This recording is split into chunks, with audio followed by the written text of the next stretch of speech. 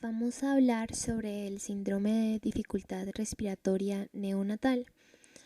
Como ven, el nombre del canal es Medicina Express, por lo que va a ser un repaso bastante rápido. No es nada, digamos, de gran profundidad, pero la gracia es que pues se animen y si tienen alguna duda. Hay muchísima bibliografía disponible sobre este tema. Es un tema muy bonito y muy importante sobre todo.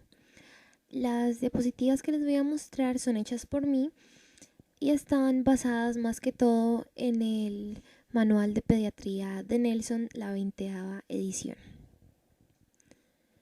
Bueno, para empezar, un breve repaso de la embriología. Se divide en varias etapas toda la embriología pulmonar.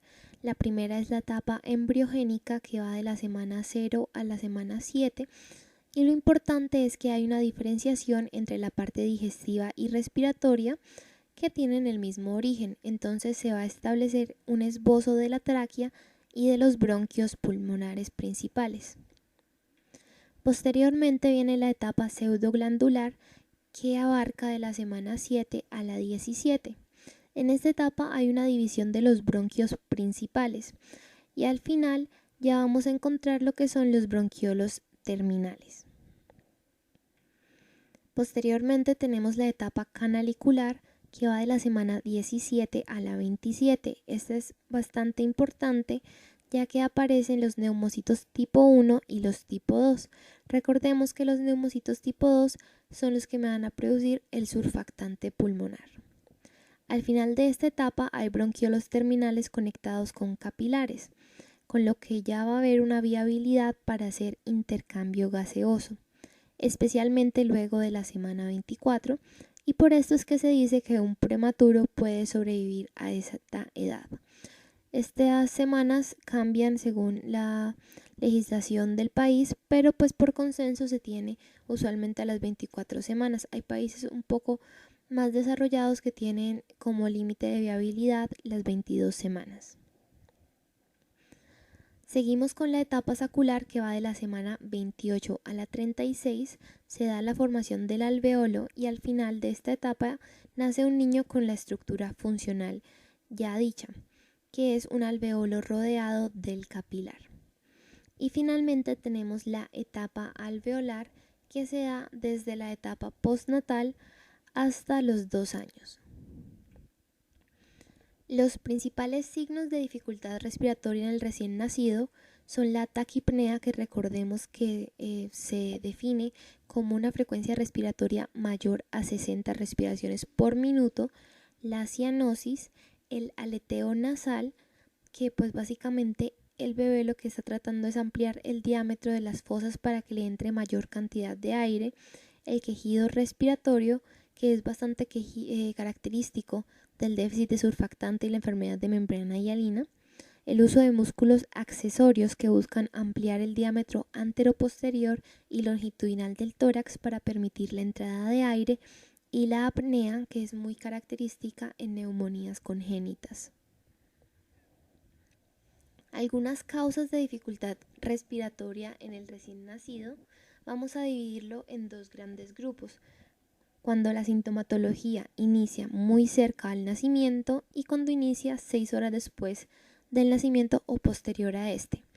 Cuando es cercano al nacimiento, en el recién nacido a término tenemos que puede ser una asfixia, una neumonía, la taquipnea transitoria del recién nacido, la aspiración de meconio, la hipertensión pulmonar o malformaciones, mientras que en un prematuro vamos a pensar principalmente en la enfermedad de membrana hialina, en el déficit de surfactante, una neumonía congénita, anomalías en el desarrollo pulmonar o en el shock. Cuando ya ocurre en una fase más tardía, 6 horas después del nacimiento, en un recién nacido a término tenemos 3 grandes causas, que sería una neumonía, una policitemia y una hipertensión pulmonar. En el prematuro vamos a pensar en neumonía, hipertensión pulmonar, y es importante pensar en la posibilidad de una hernia diafragmática o de una hemorragia pulmonar. Es importante recalcar que todo lo que genere obstrucción, ya sea una atresia esofágica, hipertrofia de coanas, malformación craneofacial o coartación de la aorta, me va a llevar a un distrés respiratorio, es decir, que toda dificultad respiratoria no siempre va a ser de origen pulmonar. El test de Silverman-Anderson es una herramienta que es muy utilizada para evaluar la dificultad respiratoria del neonato. Evalúa 5 signos clínicos y a cada uno le va a dar un puntaje de 0 a 2. Evalúa el aleteo nasal, el quejido expiratorio, el tiraje intercostal, la retracción external y la disociación toracoabdominal. La suma de los puntos obtenidos se van a interpretar de esta manera. Si nos da 0 puntos, quiere decir que el recién nacido no tiene asfixia ni dificultad respiratoria. Si me da un puntaje entre 1 y 3, lo vamos a clasificar como una dificultad respiratoria leve. De 4 a 6, una dificultad respiratoria moderada y de 7 a 10 puntos, una dificultad respiratoria severa. Empecemos hablando del déficit de surfactante y de la enfermedad de membrana hialina. Es importante recalcar que es la causa de dificultad respiratoria más frecuente en el prematuro. Sin embargo, puede presentarse en neonatos a término que estén asfixiados por la muerte de neumocitos tipo 2 que me va a producir un déficit transitorio, o también pueden presentarlo si tienen una neumonía o aspiración de meconio, ya que el meconio inactiva el surfactante. Adicionalmente puede presentarse por déficit congénito de proteínas del surfactante.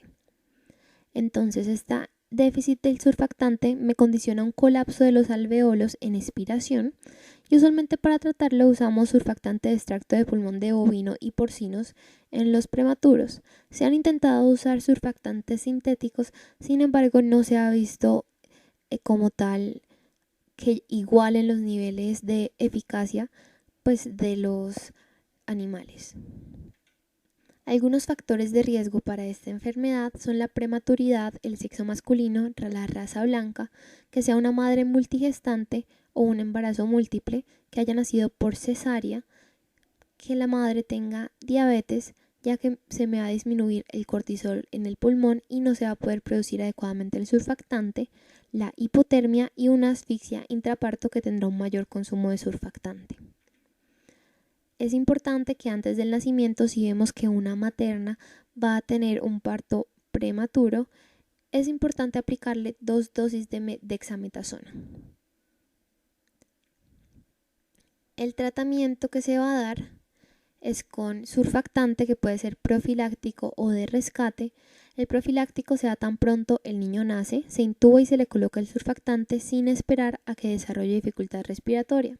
Actualmente solo se recomienda para niños menores de 800 gramos. Y de rescate se utiliza solo si el niño presenta dificultad respiratoria. El CPAP lo que me va a dar es una presión positiva continua de 4 a 6 centímetros de agua, que lo que hace es evitarme el colapso alveolar luego de la expiración. Usualmente se le da al niño por 24 horas y posteriormente se le podría pasar a una cánula nasal.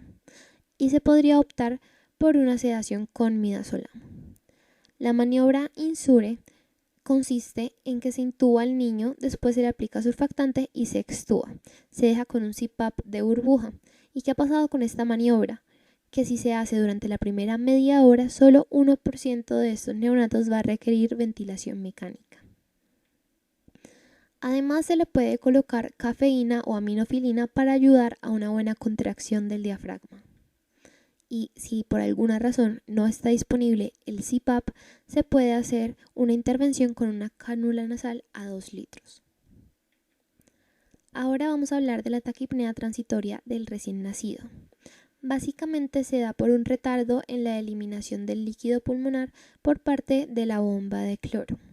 La clínica va a ser una taquipnea generalmente por 48 horas con un curso benigno y el tratamiento es darle al neonato una oxigenación adecuada. Ahora hablaremos de la hipertensión pulmonar. La hipertensión pulmonar es una enfermedad que puede darse en cualquier rango de edad, sin embargo su edad de presentación más frecuente es el periodo neonatal. ¿Qué pasa con esto? Si el recién nacido no hace un buen esfuerzo expiratorio, no va a aumentar el oxígeno en el alveolo, por lo cual no se puede producir óxido nítrico, que no me permite que haya una vasodilatación del lecho pulmonar y por consiguiente esto me va a llevar a una hipertensión pulmonar. Recordemos que cualquier situación que genere hipoxia va a hacer vasoconstricción del lecho pulmonar y me puede generar una hipertensión pulmonar. Algunas causas en un recién nacido a término son la hipoxia perinatal aguda, la aspiración de meconio, la sepsis, neumonía, hipotermia, acidosis, hipoglucemia, depresión neurológica y el shock.